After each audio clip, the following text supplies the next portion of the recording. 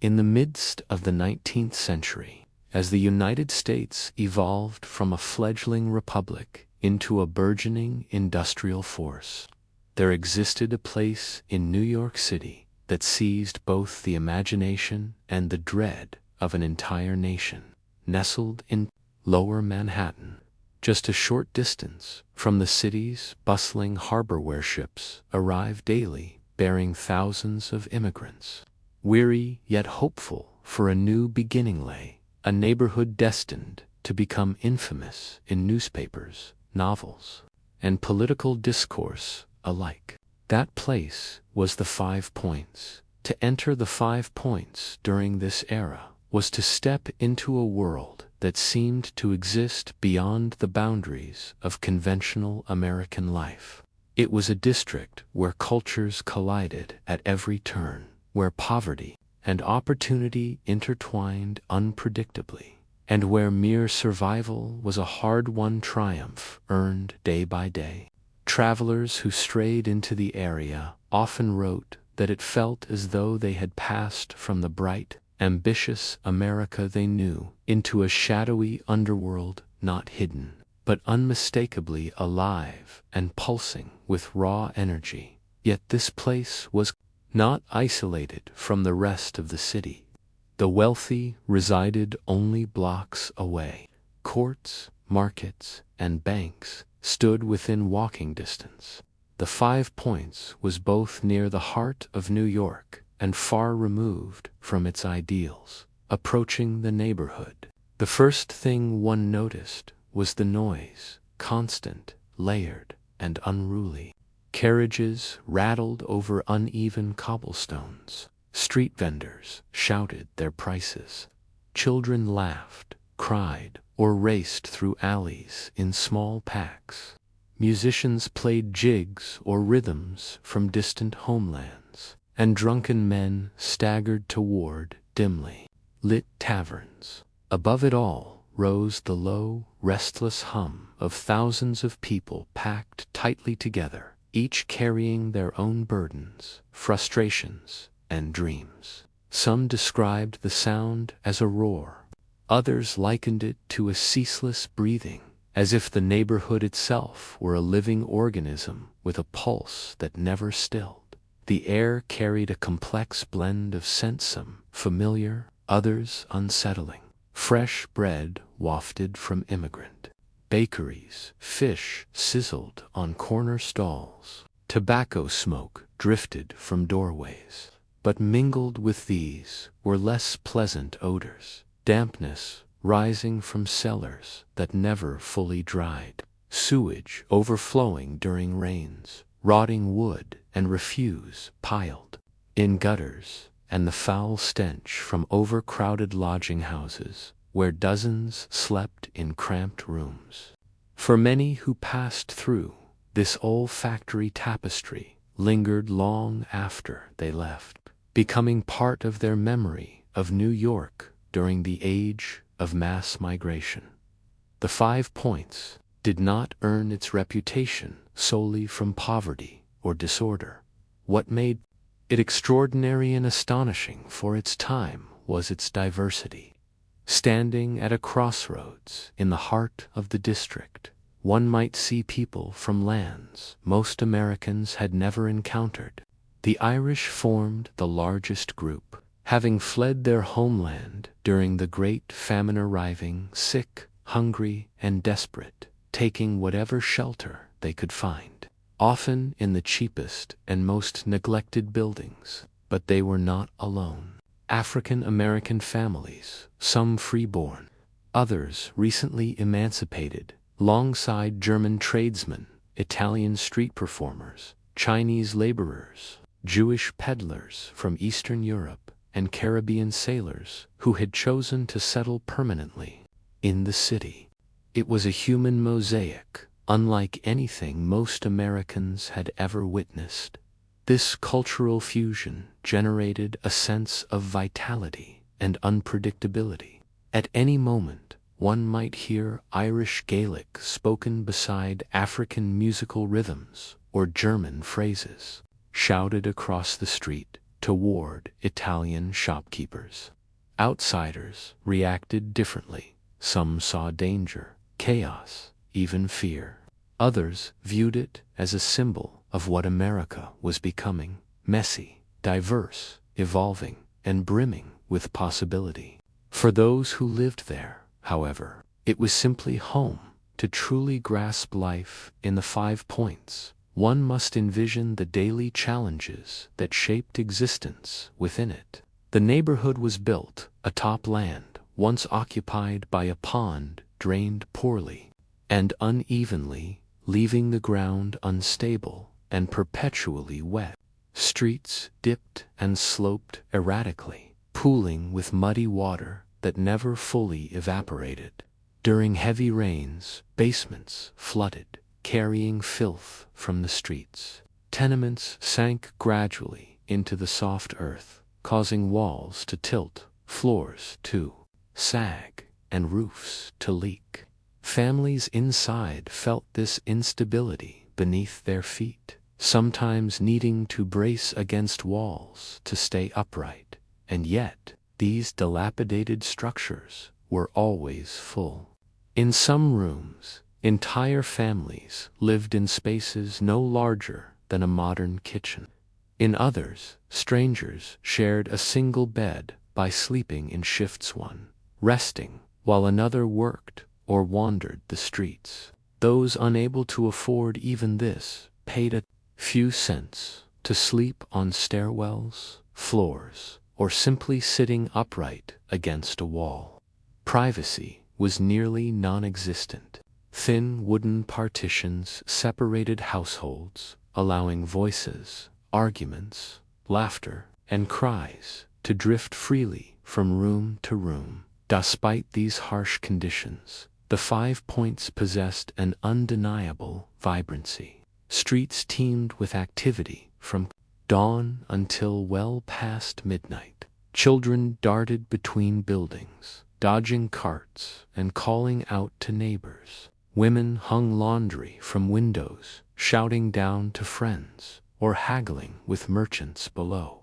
Men gathered outside taverns or workshops, debating politics, sharing news from their homelands, or arguing over wages. Street vendors sold everything from oysters and boiled corn to old clothes and trinkets. The clang of hammers echoed from makeshift blacksmith stalls, while fiddlers played lively tunes to earn coins from passers-by. Visitors often remarked how swiftly the neighborhood transformed throughout the day. Mornings buzzed with workers preparing for labor. By noon, crowds of children, merchants, and laborers filled the roads, and by night the area took on a more perilous character. Shadows stretched across narrow alleys. Candles flickered behind broken panes. Tavern lights spilled onto streets as doors swung open. Groups of young men roamed, some seeking amusement, others trouble. The line between entertainment and violence was thin, and disputes could erupt into brawls within seconds. But this was also a place where hope clung stubbornly, refusing to be extinguished by hardship. Many arrived with nothing but determination, searching relentlessly for work, saving every coin, dreaming of eventually moving their families to better neighborhoods. For them, the 5 points was not the end of their journey, but the beginning, first foothold in a new country where opportunity was uncertain, yet still possible. Within these crowded streets, fortunes rose and fell rapidly. Some who arrived with only the clothes on their backs eventually opened small businesses, found steady employment, or built community networks that aided later immigrants. Others struggled for years, scraping by on the edge of bankruptcy, illness, or homelessness. Newspapers of the time delighted in sensationalizing the 5 points, portraying it as a den of vice and danger where crime lurked behind every corner, and morality was scarce. Some reports were exaggerated to shock readers and sell papers, but others reflected painful truths. Violence was common, disease spread swiftly, crimes from petty theft to serious assaults occurred frequently. For residents, this was simply part of daily life. They learned to navigate their surroundings with caution, instinctively knowing which streets to avoid at night and which individuals to steer clear of. Still, the neighborhood was not defined solely by its problems. It was also a crucible of innovation and cultural exchange. Dance halls offered lively entertainment, where Irish step dancing mingled with African American footwork, giving rise to new styles that would influence American music and dance for generations. Churches and charitable organizations established missions and schools, offering education and support to families striving to rise above their circumstances. Immigrant societies formed mutual aid groups, providing financial assistance, funeral services, and a sense of belonging to newcomers. Adrift in a foreign land, those who came to study or reform the area often departed with conflicted impressions. Some saw only misery and degradation, concluding the 5 Points was a blight on the growing city. Others recognized the resilience and strength of its residents, their ability to adapt, endure, and forge community despite overwhelming odds. They witnessed mothers working tirelessly to feed their children, fathers toiling long hours in hazardous jobs, and neighbors supporting one another through sickness or hardship. They observed friendships forming across cultural lines, something rare elsewhere in the country at the time. One of the most remarkable features of the 5 Points was the coexistence of such diversity in an era when racial and ethnic segregation was widespread. In many American cities, communities were divided by nationality or race. Here, out of necessity and circumstance, people lived side by side. African American families shared buildings with Irish immigrants. Germans and Jews traded with Italian vendors. Caribbean sailors dined beside Chinese laborers at street stalls. Though tensions and conflicts certainly existed, these interactions also fostered new cultural blends that enriched the broader American identity. Nightfall brought a different atmosphere, one that fascinated outsiders and even drew curious visitors from wealthier districts. Gas lamps flickered along the streets, casting long, wavering shadows.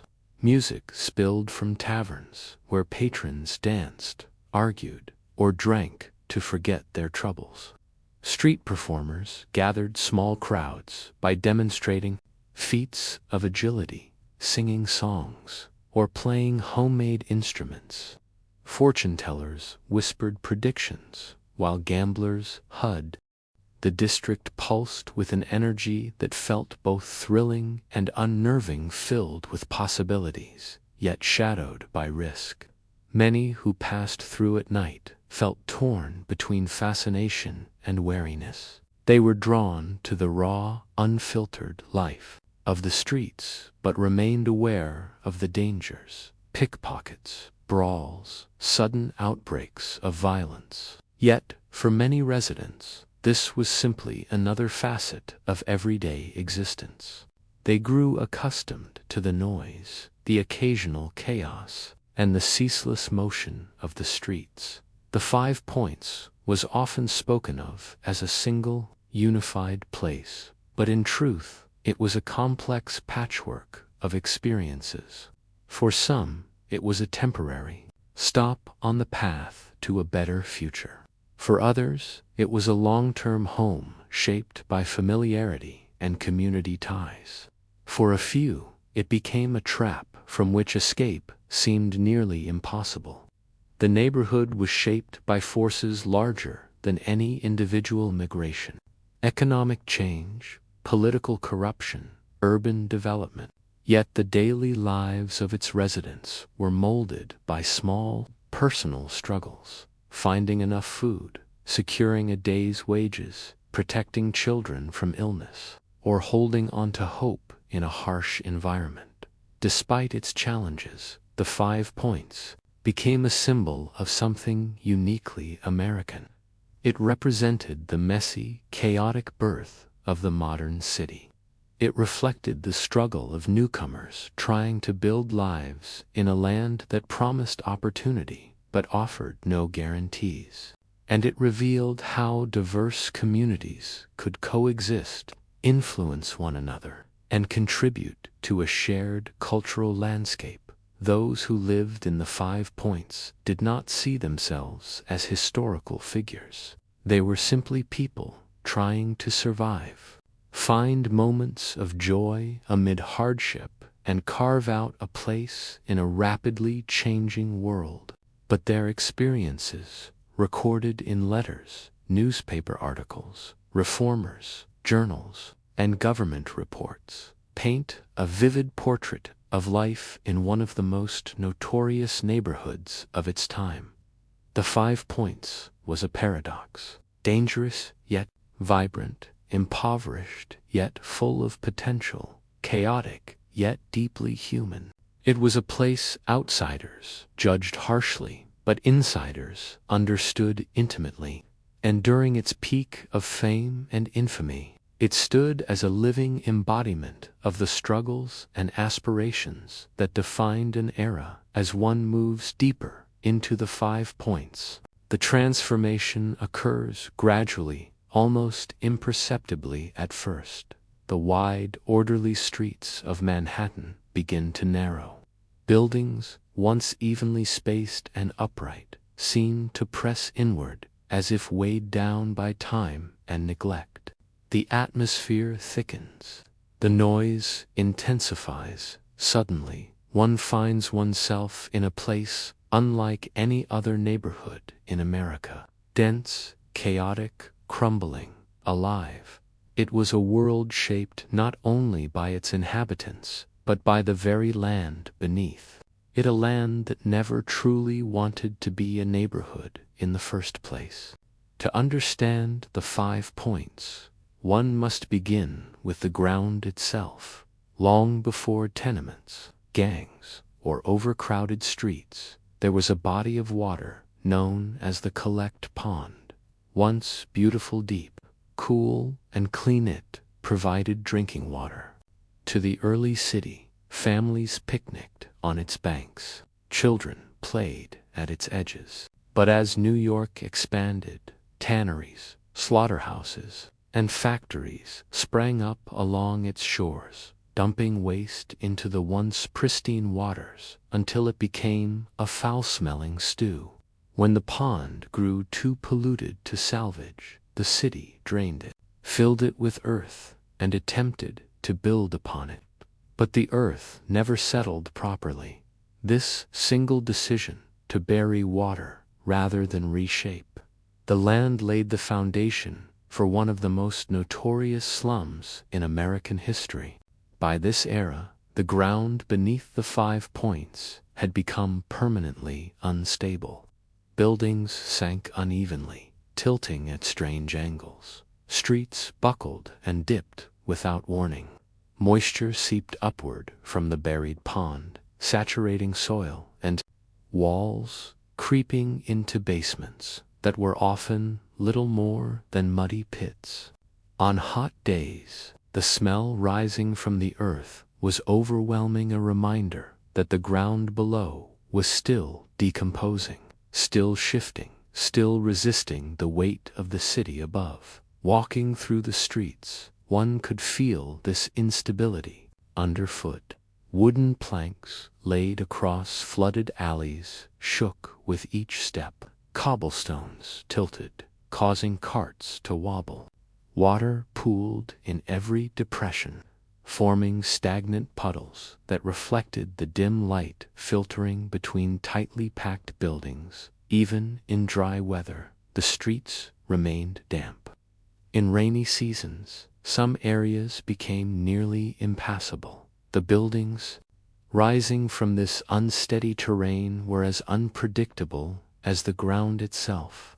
Some leaned noticeably to one side, forcing residents to brace themselves or walk at odd angles inside their own homes. Others sagged inward in the middle, their floors shaped like shallow bowls. Doors refused to close properly. Windows sat crooked in their frames.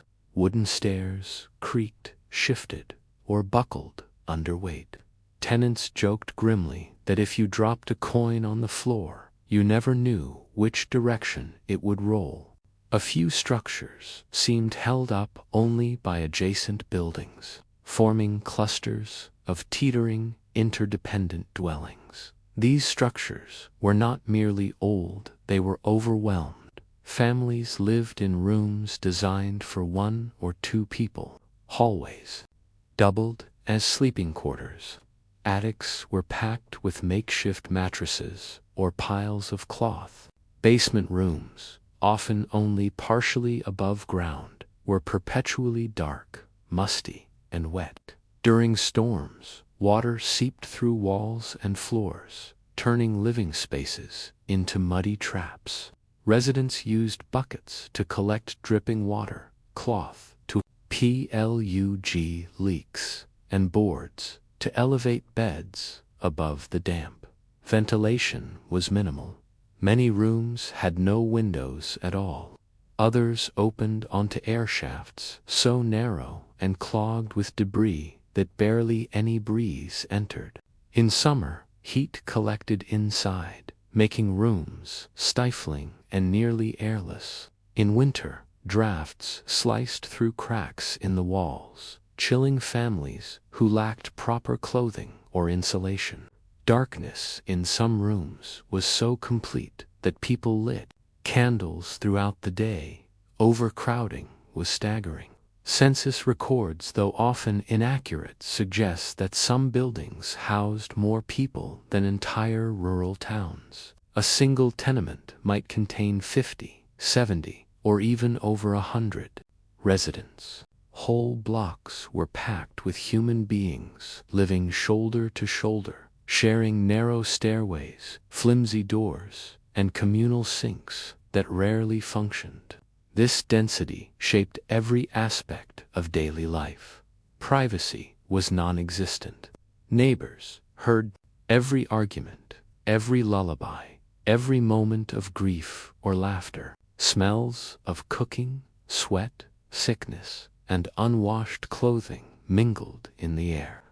The sound of crying babies blended with the clatter of pots and pans, the rasping coughs of the ill, the shouts of street vendors, and the endless chatter of people trying to make sense of their lives outside. The streets formed a maze of narrow passages, crooked intersections, and irregular pathways. The layout of the 5 points was confusing even to long-time residents. Buildings were added haphazardly over time. Extensions were tacked onto existing structures with little regard for safety or symmetry. Some alleyways ended abruptly, blocked by later constructions. Others twisted unexpectedly, opening into small courtyards filled with laundry lines, barrels of rainwater, or makeshift stalls. The most notorious intersection, the true 5 points, was where Anthony Street, Baxter Street, and Park Street converged. Outsiders often imagined this junction as the eye of a storm, the very epicenter of the neighborhood's reputation. It was a place of constant motion. Carts rattled through, vendors set up stalls, children gathered to play, gangs sometimes faced off here. Police officers passed through reluctantly, often in pairs or groups. Missionaries preached on corners, drunks staggered past, mothers hurried home with baskets of food. It was a crossroads of poverty, commerce, danger, and survival. At almost any hour, music echoed from windows or street performers. Fiddles played Irish reels. African American musicians beat rhythms on makeshift drums, crates, or even spoons. Occasionally, a small crowd would gather to watch impromptu dancing footwork that blended traditions from different cultures, creating something uniquely American. The noise level was astonishing. Residents grew accustomed to falling asleep to the sounds of shouting, singing, arguments, or footsteps. Newcomers often described their first nights as sleepless ordeals, overwhelmed by the constant clamor. While other parts of the city quieted after dark, the 5 Points came alive with energy that persisted deep into the night.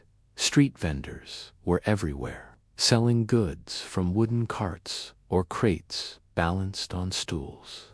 Their voices rose in a chorus of competing cries, the fish seller calling out prices, the baker advertising fresh loaves, the rag dealer offering to buy old clothing, the newsboy shouting headlines about murders, political scandals, or fires. Many residents relied on these street markets, unable to afford shopfront goods. Children played a major role in this economy. Even very young ones, some no older than 4 or 5, were sent into the streets to sell matches, flowers, newspapers, or candies.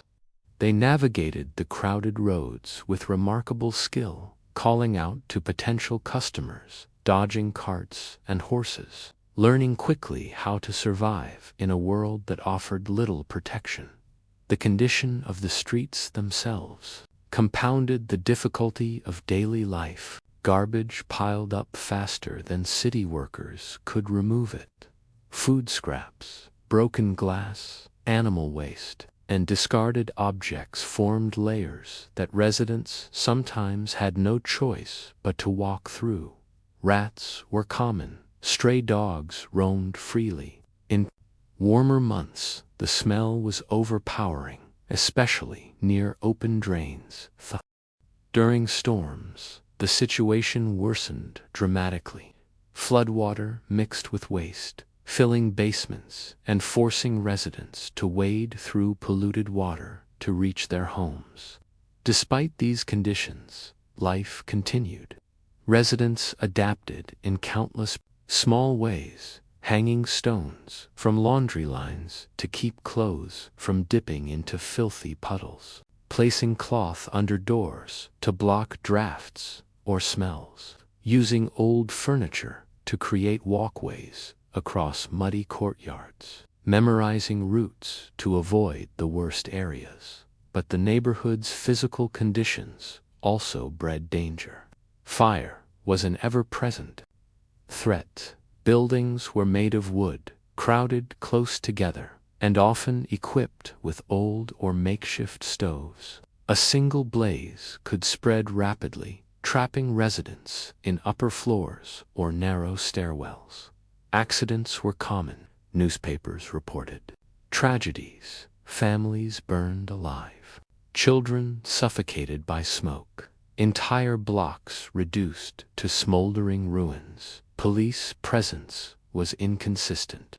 Officers rarely patrolled alone. Many viewed the area with suspicion or fear. Political corruption also influenced policing, as some officers were instructed to ignore certain activities or look the other way when dealing with gangs aligned with powerful political figures. This contributed to the neighborhood's reputation for lawlessness, though, in truth, many residents simply sought to live quietly despite their surroundings. One of the defining characteristics of the 5 Points impossible to ignore was the stark contrast between the neighborhood and the rest of the city. Only a short distance away, well-dressed businessmen entered elegant buildings. Wealthy families strolled through parks. Carriages rolled down broad, clean streets. Visitors often expressed disbelief that such extreme poverty existed so close to such wealth. Writers, reformers, and curious tourists came to observe the neighborhood firsthand. Some were horrified, describing it as a place filled with vice and squalor. Others were captivated by its vitality, seeing in its crowded streets a reflection of America's diversity and ambition. A few attempted to help directly, establishing schools, missions, and charity organizations. Their experiences varied. Some found warm receptions. Others encountered suspicion, frustration, or danger. Yet, no matter how the outside world viewed it, the physical reality of the 5 Points shaped its people in profound ways. The crumbling buildings, uneven streets, damp walls, and constant noise created an environment where adaptability was essential. A person living here needed to be alert, resilient, resourceful, and quick-thinking.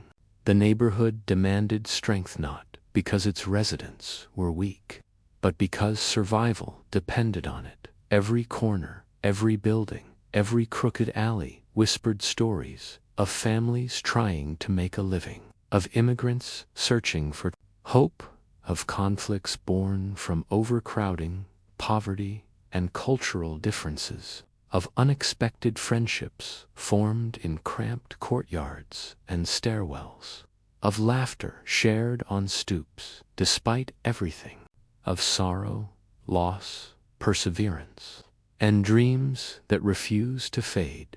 This physical world, the carriages rolling through muddy streets, the sagging tenements stacked with lives, the echoes of music and arguments, the mix of scents, the unending movement was the stage upon which the drama of the 5 Points unfolded.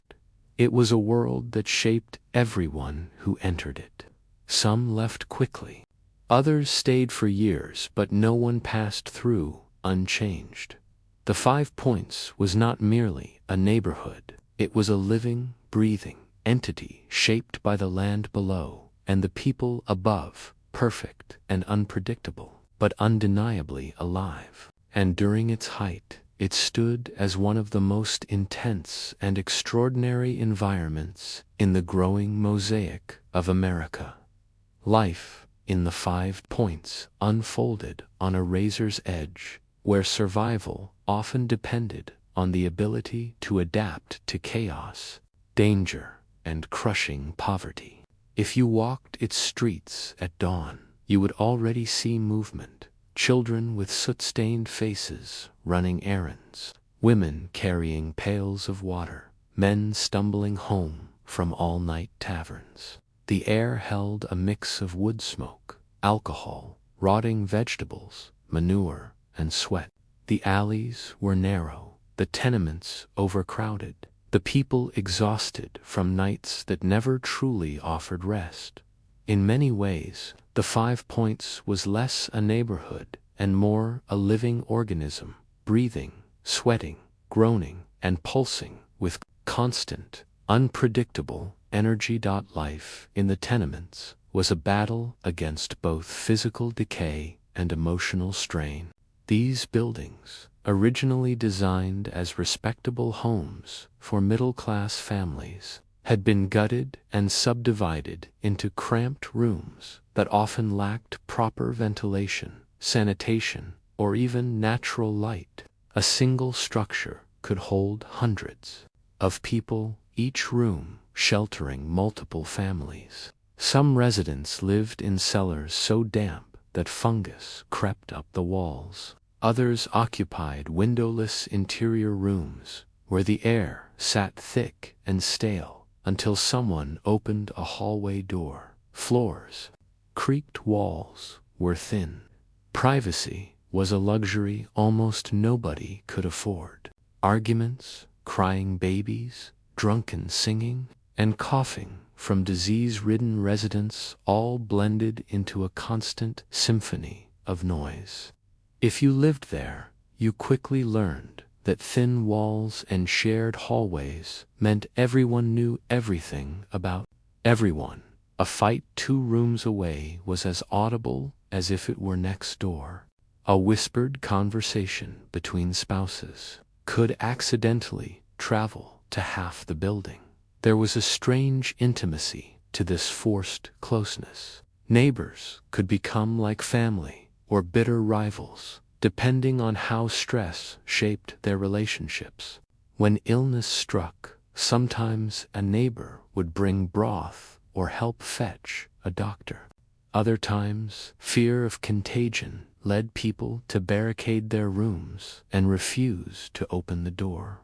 Most families slept on straw mattresses or piles of old cloth arranged on wooden pallets. In the coldest months, frost sometimes formed on the inside. Walls of poorly insulated rooms and coal or wood to heat the stove was often too expensive to use generously. People slept close together to conserve warmth. In summer, the heat inside the tenements grew so unbearable that residents spilled into the streets, sleeping on stoops or sidewalks, hoping for a breeze. But outside, too, life came with danger. Thieves, drunks, and gangs roamed freely at night. Yet people still chose the streets over suffocating heat, accepting potential harm because the alternative meant sleepless misery. Food was a daily challenge. Proper meals were rare, especially for the poorest families. At the markets, vendors sold bruised vegetables, leftovers from wealthier neighborhoods, or meat approaching spoilage, cheap enough for struggling families, but risky to eat. Bread was the staple of life, sometimes hard and stale by the time it reached the 5 points.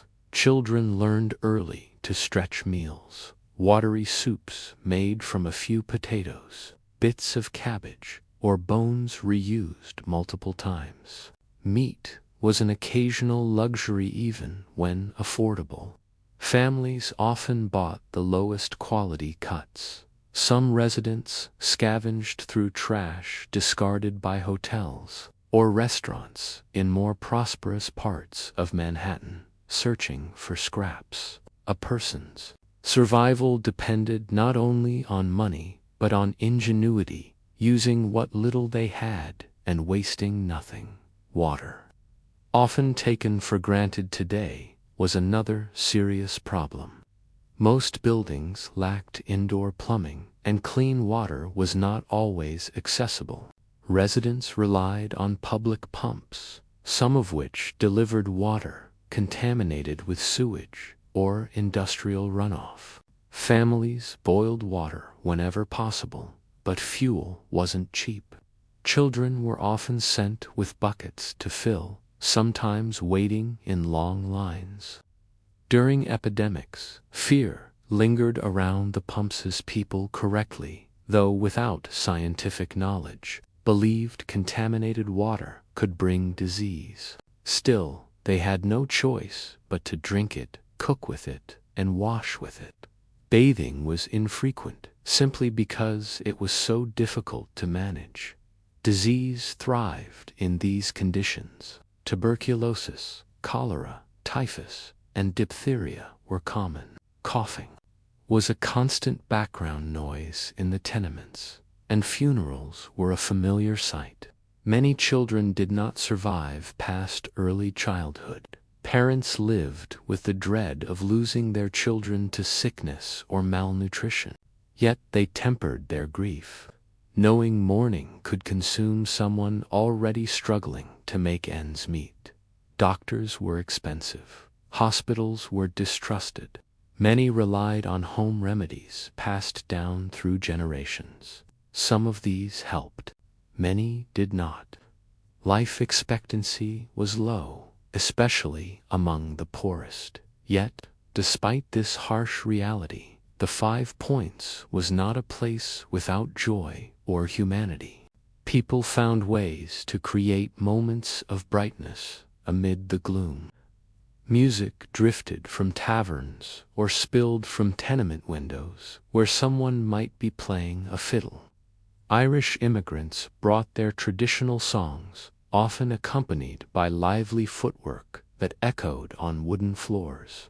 African American residents added their own rhythms and dances, blending traditions in ways that would later influence American music itself.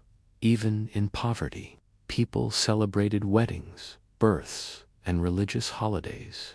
These celebrations, though modest, allowed residents to forget their hardships for a brief time. Children, especially, managed to carve out joy, despite living in one of the roughest environments in the country. They played stickball in alleys, chased each other through crowded markets, and splashed in puddles after rainstorms. They created games from whatever scraps they found: buttons, stones, bits of wood. Many children, however, worked from a young age. Newsboys sold papers in loud, competitive groups. Others shined shoes, carried packages, or ran errands for pennies. Some swept floors in saloons or helped their parents with piecework. Women shouldered enormous burdens in the 5 Points. In many families, they managed the household while also finding ways to earn money. Some took in laundry, scrubbing garments in cold water until their fingers cracked. Others sewed or mended clothing, a task requiring long hours for little pay. In mixed ethnic neighborhoods, women sometimes learned enough of each other's languages to negotiate prices, ask for help, or share information. Domestic labor was relentless: cooking, cleaning, caring for children, dealing with sickness. Women often stretched themselves beyond their limits, sometimes taking dangerous jobs in sweatshops just to keep the family afloat. Many endured harsh conditions quietly, knowing their families depended on them. Men, meanwhile, faced a different set of pressures. Many worked as laborers on docks, in factories, or on construction sites. These jobs were grueling and dangerous. One wrong move with machinery could lead to injury or death. Some found work digging sewers or laying bricks. Others unloaded ships or pushed carts through the streets. The work was unstable. On days when no jobs were available, men returned home with empty pockets and heavy spirits. The resulting frustration sometimes led to alcoholism, a major problem in the neighborhood. Saloons became places where men gathered to forget their troubles. But excessive drinking also worsened family tensions. Still, many men tried to better their situations. They attended meetings led by reformers, sought apprenticeships when possible, or learned new skills. Some became barbers, shoemakers, or small shop owners. Others joined benevolent societies formed by immigrant groups to support members through financial struggles, illness, or burial costs. These micro-communities offered a sense of dignity and belonging that life in the 5 Points often stripped away. The streets themselves were a world of constant activity. Vendors shouted prices for fish, bread, fruit, or cheap trinkets. Peddlers pushed carts laden with everything from used shoes to old pots. Street performers entertained crowds with juggling, dancing, or music, some genuinely talented, others simply hoping for a few coins. Beggars were common too, some disabled, some elderly, others simply unable to find work. Children darted between adults, trying to sell small goods or asking for spare change. The streets were also where residents encountered outsiders who came to gawk at the neighborhood's reputation. Curious visitors, shocked by what they saw, often left with exaggerated stories that further fueled the 5 points. Infamy. Crime was a reality. People lived with daily, not always as perpetrators, but often as witnesses or victims. Pickpockets lurked in crowds, waiting for distracted targets. Burglars targeted tenements, knowing locks were flimsy or non-existent. Many residents learned to guard what little they had, hiding valuables or sleeping lightly at night. But it is important to understand that the majority of people in the 5 points were not criminals. They were simply poor, working, struggling individuals trying to live their lives in a difficult environment. Yet the few gangs and criminals who operated in the area cast long shadows, giving the neighborhood a reputation it never fully managed to shake. Walking through the area at any hour meant passing people of diverse backgrounds. This cultural mixture created tension, but also encouraged a fascinating exchange of customs and languages. Irish immigrants lived next to African American families, German newcomers, Jewish peddlers, and Chinese laborers. People heard multiple languages on a single street corner. Religious institutions, Catholic churches, Protestant missions, and African American congregations offered both spiritual guidance and social support. They hosted soup kitchens, literacy classes, and lectures aimed at improving residents' lives. These organizations were often lifelines for families struggling with extreme poverty. Despite these efforts, the environment remained unforgiving. Fires broke out frequently due to unsafe cooking stoves, flammable building materials, and densely packed structures. When a fire erupted, panic spread quickly. Firefighters rushed in, but the narrow streets and crowded buildings made their work nearly impossible. Residents carried whatever possessions they could salvage, while neighbors helped one another escape the smoke. These moments revealed both the fragility of life in the 5 points and the resilience of those who lived there. The constant influx of immigrants kept the neighborhood in a state of flux. Newcomers struggled to find their place, relying on relatives, ethnic associations, or neighbors from their home countries to guide them. As fresh waves arrived, Irish fleeing famine, Germans fleeing political upheaval, African Americans escaping oppressive conditions in the South, the neighborhood expanded beyond its limits. Tenements became even more crowded, jobs scarcer, and tensions higher. Still, the sense of shared struggle often united people across cultural lines. They recognized that they were all part of a larger fight to survive and build a future in America. Politicians and reformers frequently visited the 5 points, though their motives varied. Some wanted to help, others sought votes, or wished to use the area's misery to push political agendas. Reformers documented living conditions, hoping to inspire change. Some took photographs, others wrote detailed reports. Their work eventually contributed to housing reforms in the later 19th century, but progress was slow. Residents continued to live in cramped spaces, work long hours, and fight against disease and poverty. Many waited for improvements that would take decades to arrive. Yet, even amid all this hardship, the 5 points also served as the birthplace of cultural transformations. African American and Irish residents blended dance styles, creating the early roots of tap dance. Music from various backgrounds merged to form new rhythms. Storytelling, folk traditions, and oral histories flourished in tenements, passed from one generation to the next.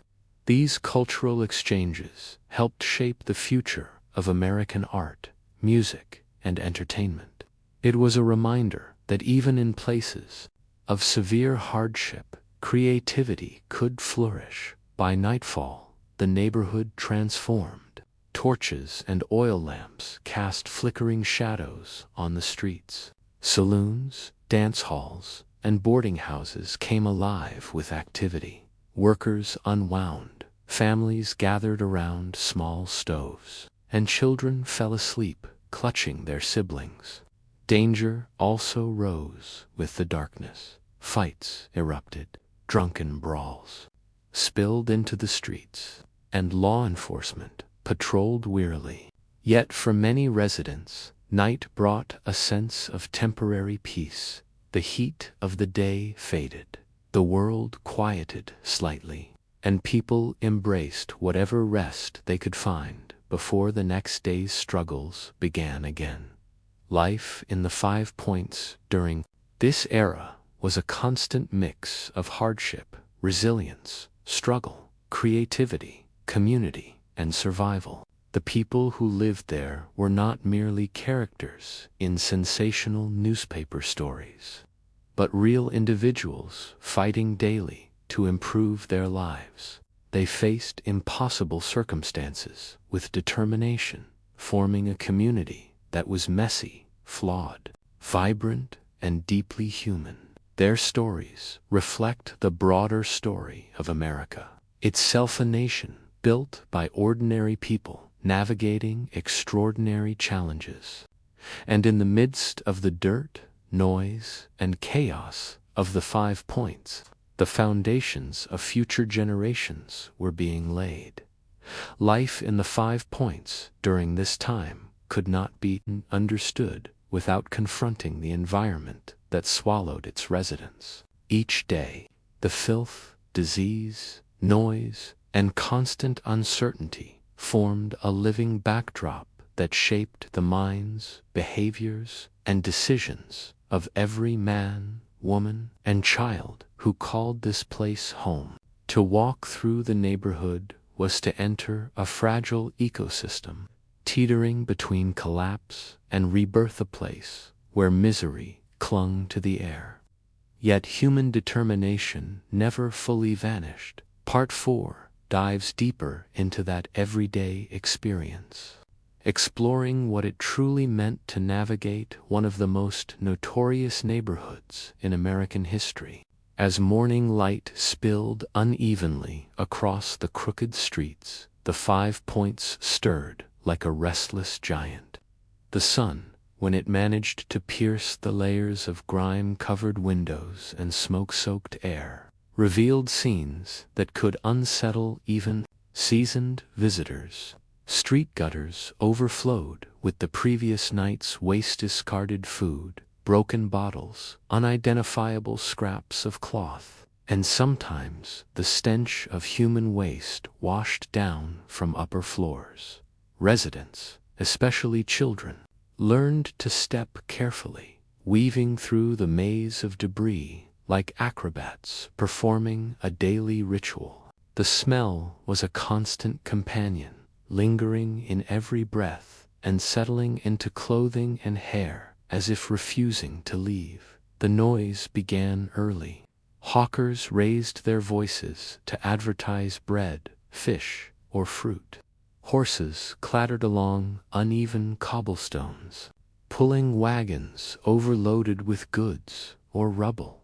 Babies cried, dogs barked, and women scolded their children or shouted across rooms, since walls were too thin to muffle even small sounds. A distant argument in a tenement hallway traveled easily into a neighbor's room, while a dropped pot or slammed door became a communal event. Silence was rare. Peace was rarer still. Instead, life unfolded against an ever-present symphony of survival. Tenements dominated the landscape. These massive, decaying structures leaned toward each other as if sharing secrets about the lives trapped within them. Many residents described the buildings as living beings, breathing, aching, and groaning under the weight of overcrowding. Hallways were narrow, often lit only by a single oil lamp or a sliver of daylight sneaking through cracks in the boards.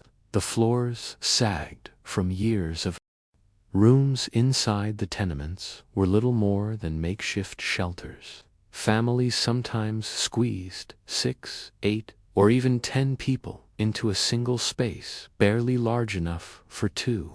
There were no closets, no proper kitchens, and often no windows.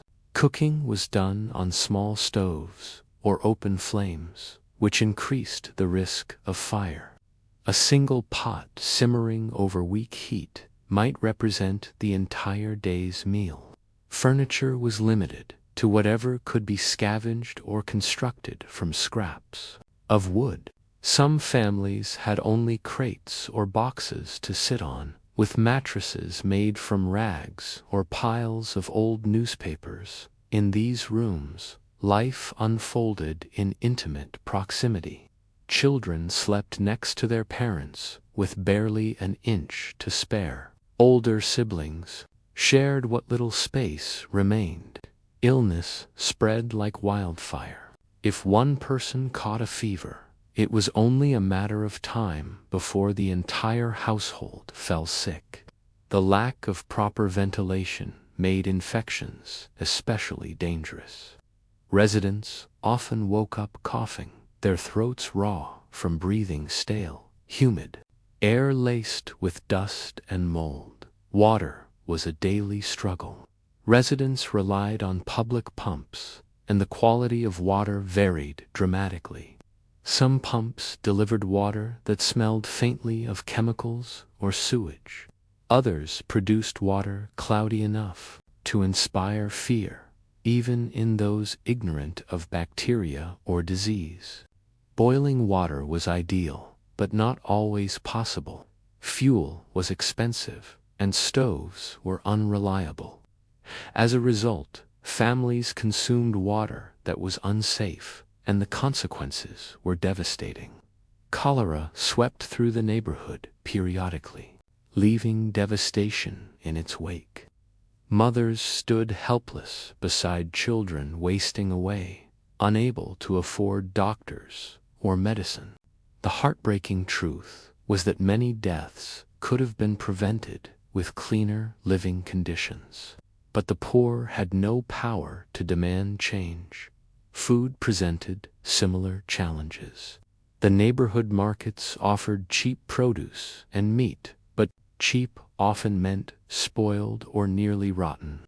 Vendors sold leftovers from more affluent districts, vegetables bruised beyond recognition, meat cut from the edges of carcasses already on their way to putrefaction, and fish that had sat out too long in the sun. Families took what they could afford, turning questionable ingredients into soups and stews stretched across multiple meals. Some families even picked through garbage piles outside wealthier neighborhoods, searching for scraps tossed away by those who could afford to waste. Hunger was a constant companion, gnawing at residents' insides, shaping their priorities and decisions. Women bore an overwhelming share of responsibility for stretching these meager resources. They rose before dawn to wash clothes, sweep floors, prepare food, and tend to children, while simultaneously trying to earn money. Laundry work was grueling, scrubbing, boiling, rinsing, and wringing clothes by hand, sometimes in ice-cold water. Their hands cracked and bled. But they continued because there was no alternative. Sewing provided another source of income, though it required long hours of tedious labor for very little pay.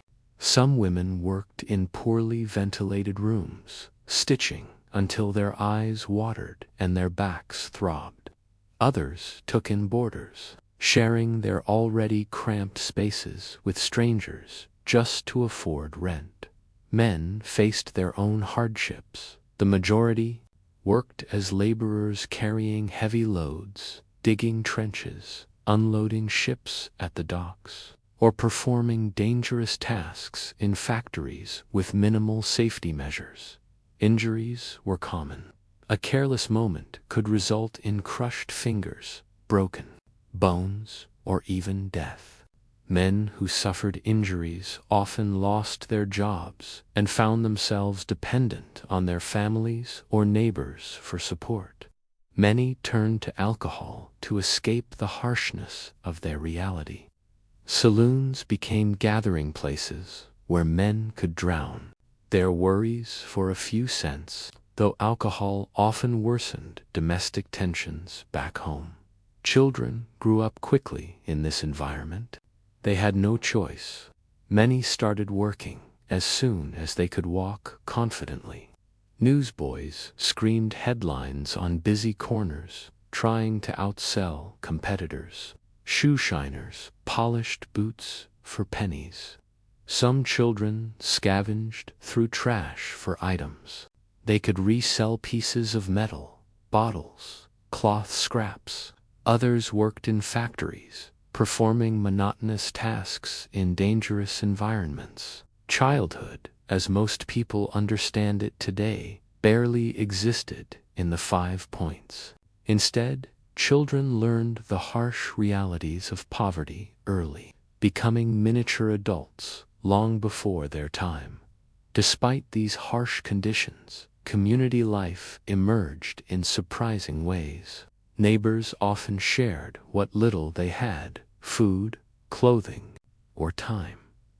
In a world where loneliness could crush the spirit, companionship was vital.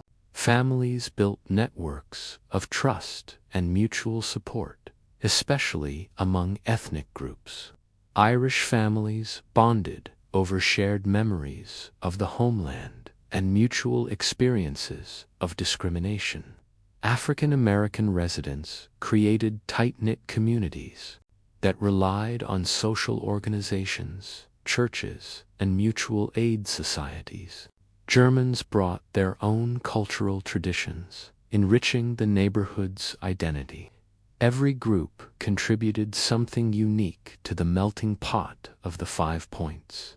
Religious institutions played a crucial role as well.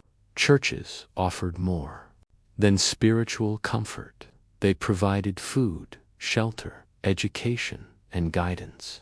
Missions targeted children with literacy classes, hoping to equip them with skills that might offer a path out of poverty. Women's groups organized charity events, distributed clothing, and visited the sick. Even if these efforts barely scratched the surface of the neighborhood's needs, they provided hope and reminded residents that not all of society had turned its back on them. The streets remained the heart of the neighborhood, brimming with energy at all hours. Street performers danced, sang, or played instruments, offering moments of entertainment that lifted spirits, even if only briefly. Irish dancers showcased quick footwork, accompanied by lively fiddle tunes. African American performers brought rhythms that mesmerized crowds and influenced emerging art forms. The fusion of these cultural expressions laid the foundation for new American musical traditions. Onlookers clapped, laughed, and cheered, humanity rising above hardship through creativity. But the streets were also where danger lurked. Pickpockets, con artists, and petty thieves were a constant threat. Gangs patrolled certain corners, intimidating residents and extorting money. Police presence was uneven. Officers often avoided the area altogether or entered only in groups. Corruption made matters worse, as some officers accepted bribes from criminals while arresting innocent people simply to meet quotas or earn rewards. Many residents viewed law enforcement with suspicion or outright fear, believing the system was stacked against them. Fire posed yet another threat. Flames spread rapidly through the wooden structures, fueled by overcrowded rooms and careless cooking. When fire broke out, panic swept through the tenements. Families rushed to save loved ones. Neighbors broke down doors to free trapped residents. Firefighters struggled to maneuver through tight alleys, and buckets of water often did little to quell the blaze. Afterward, families sifted through smoldering debris, searching for anything salvageable: a pot, a blanket, or a cherished photograph. Tragedies like these left scars that lasted for years. Yet, families rebuilt their lives because they had no other choice.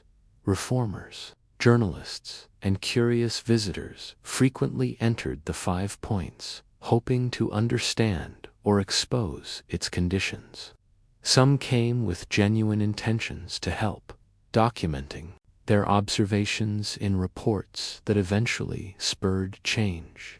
Others came simply to satisfy their morbid curiosity, treating the neighborhood like a spectacle. Their presence often made residents feel like animals in a cage, viewed through the distorted lens of outsiders who misunderstood their struggle. Yet the attention also brought pressure on the city to act. Over time, reform movements emerged, focusing on sanitation, housing, and public health. But these changes came far too slowly for the thousands of residents who suffered daily. The decade passed with little immediate improvement. For most, life remained a cycle of labor, exhaustion, worry, and fleeting moments of joy. Still, the neighborhood endured its people, forging new cultural identities and carving out lives amid adversity. Their resilience laid the groundwork for future generations, many of whom would eventually rise out of poverty and contribute to the nation in profound ways. The 5 Points was more than dirt and crime. It was a crucible that tested the strength of the human spirit, to place where the poorest fought for survival and dignity. Through the hardships of tenement living, the dangers of disease, the uncertainty of work, and the constant battles with corruption and injustice, the people of the 5 Points learned to persevere. They built communities, preserved cultural traditions, created new forms of art, and shaped a part of American identity that still resonates today. Their story is one of hardship, yes, but also of courage, resilience, and the unbreakable will to endure. By the middle of this era, the 5 Points had developed a reputation that stretched far beyond New York City. Newspapers sensationalized it, reformers warned about it, and curious outsiders whispered its name with a blend of fear and fascination. Yet most Americans only knew the myth of the 5 Points, the tales of crime, filth, vice, and corruption. Few understood the deeper truth. Behind every scandalous rumor and shocking statistic was a human story shaped by forces far larger than the neighborhood itself. Part 5 dives into this broader world, examining how politics, media, reform movements, and outside perceptions shaped life inside the 5 Points. To the average New Yorker living far from the clamor of the neighborhood, the 5 Points was almost symbolic, a reminder of the country's growing tensions, economic inequalities, and demographic shifts. But for the people actually living in those overcrowded tenements, the political climate of the city was not some distant concept. It was a force that shaped their access to jobs, their chances for survival, and even their personal safety. The intersection of politics and poverty played out in the streets every day, often in ways that outsiders struggled to comprehend. Political machines thrived in this environment. Most notorious among them was Tammany Hall, a powerful democratic organization that wielded enormous influence over elections, public services, and city policies. Tammany Hall understood a fundamental truth about democracy in the mid-19th century. Votes were power, and the 5 Points steaming with recent immigrants was a goldmine of potential support. Immigrants, especially Irish Catholics, arrived in New York with little money, few connections, and minimal knowledge of American politics. Tammany offered them something rare: help, a bag of coal during winter, a basket of food for a hungry family, assistance finding work, or protection from eviction. These gestures created loyalty, and loyalty translated into votes. Too many poor immigrants. Tammany was not merely a corrupt political machine, it was a lifeline. A ward boss might arrange a job on the docks. A district captain might arrive at a tenant's door with groceries. A candidate might attend a local wedding or funeral, showing symbolic solidarity. These acts, even if motivated by self-interest, mattered in a place where government institutions largely ignored the suffering of the poor.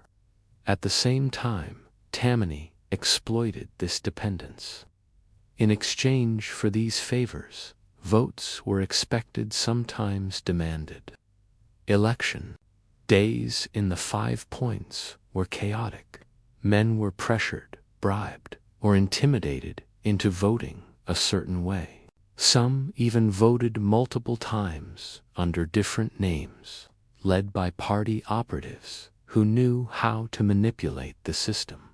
The political tensions of the era did not stop at the neighborhood's borders. Across the country, debates raged about immigration, slavery, labor, and national identity.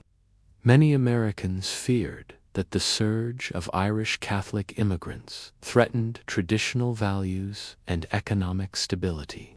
Anti-immigrant and anti-Catholic sentiments grew, giving rise to the Know Nothing movement. This movement capitalized on fears of foreign influence, portraying immigrants, especially the Irish, as criminals, alcoholics, or uneducated voters, easily controlled by political machines. While largely exaggerated, these stereotypes spread quickly through newspapers, speeches, and political pamphlets. Residents of the 5 Points became the living embodiment of these fears. Newspaper articles described the neighborhood as lawless, filthy, and dangerous. Journalists wrote sensational stories of gangs, violence, and vice, often exaggerating or fabricating details to captivate readers. Some reporters visited the area only briefly, if at all, claimed to understand its inner workings. The more shocking the story, the more newspapers sold. As a result, the 5 Points became infamous not because of what it was, but because of what people imagined it to be. The sensational reporting had real consequences. Middle-class families, frightened by what they read, pressured city officials to clean up the neighborhood. Reform organizations mobilized volunteers and funds to investigate living conditions. Religious missionaries descended upon the area, determined to convert, educate, and civilize the residents. While some reformers had good intentions, many viewed the residents as morally inferior victims of their own supposed shortcomings. They saw poverty as a moral failing, rather than a consequence of systemic challenges. These attitudes led to paternalistic solutions that often ignored residents' real needs. One of the most influential figures to visit the Five Points during this time was Jacob Riis, though he would rise to prominence decades later. His writings and photographs would expose the shocking conditions of New York's poorest neighborhoods. But in this era, another figure captured the public imagination: the British author Charles Dickens. In 1842, Dickens visited the Five Points during his tour of America and was appalled by what he saw. His widely read account further cemented the neighborhood's notorious reputation to a global audience. Dickens painted a picture of unimaginable squalor, a place where human beings appeared almost crushed by their environment. His descriptions shocked readers and sparked debates both in America and abroad. These external portrayals created a narrative that overshadowed the daily realities of the residents. They were seen not as individuals, workers, parents, children, but as symbols of urban decay. This dehumanization made it easier for the wealthy to blame the poor for their own suffering rather than confront the structural issues that created such dire conditions. And yet, despite the harsh judgments and misunderstandings, the people of the 5 Points continued to persevere, building lives and communities in the face of overwhelming prejudice. Reformers did bring some positive changes. Some established schools and orphanages, offering children opportunities that their parents never had. They opened soup kitchens, distributing food and clothing to families in need. They pushed for improved sanitation and housing regulations, which eventually led to the demolition of some of the worst. Yet even these improvements came with a cost. When buildings were demolished, residents were often displaced without alternative housing options. With nowhere else to go, many moved into other overcrowded areas, spreading poverty rather than alleviating it. The arrival of the Metropolitan Police in the 1850s marked another turning point. Before their formation, local constables lacked resources and were often deeply entangled in political corruption. Street gangs frequently clashed with law enforcement, and officers patrolled the area reluctantly, if at all. The new police force sought to impose order, but struggled against the chaotic nature of the neighborhood. Some officers upheld their duties honorably, risking their lives to protect residents. Others exploited their authority, using excessive force or accepting bribes. Trust between residents and police was fragile, fractured by years of distrust and abuse. Amid this atmosphere of political turmoil and social upheaval, cultural mixing continued to flourish. The neighborhood's reputation for crime overshadowed one of its most important contributions to American culture: the blending of African American and Irish traditions. In dance halls and saloons, African American rhythms met Irish step dancing, giving birth to early forms of tap dance. Musicians experimented with new combinations of instruments and styles, laying the groundwork for later musical innovations. These cultural exchanges were not always harmonious. Tensions between ethnic groups ran high, but they created new expressions of identity that would shape American culture for generations. Religious life played a significant role in shaping the moral and social landscape as well. Catholic parishes offered spiritual refuge to Irish immigrants coping with discrimination and loss. African American churches fostered a powerful sense of community and resilience. Protestant missions worked tirelessly, though sometimes condescendingly, to reform the area. These institutions provided more than worship. They were centers of education, social support, and leadership. They encouraged sobriety, discipline, and solidarity in an environment where despair could easily take root. Still, the weight of poverty was constant. The political conflicts swirling around the 5 Points could not erase the lived experience of families struggling to keep a roof over their heads. Tenants lived in fear of eviction, especially during economic downturns. Landlords rarely made repairs, leaving families to deal with leaks, drafts, infestations, and crumbling walls. Some landlords, driven by greed, raised rents even as conditions deteriorated. Reformers blamed the tenants for the filth. But the truth was that residents lacked the tools, resources, and authority to maintain the buildings. They were renters, not owners, denied control over their environment, yet blamed for its decay. Even when reforms were introduced, change came slowly. The city lacked the infrastructure and political will to address poverty effectively. Most reforms were piecemeal, addressing symptoms rather than causes. Efforts to clean the streets or improve sanitation were quickly undermined by overcrowding and limited resources. Attempts to curb crime failed to address the root causes of desperation. Political promises went unfulfilled, and newspaper articles highlighting the neighborhood's failings often did more harm than good.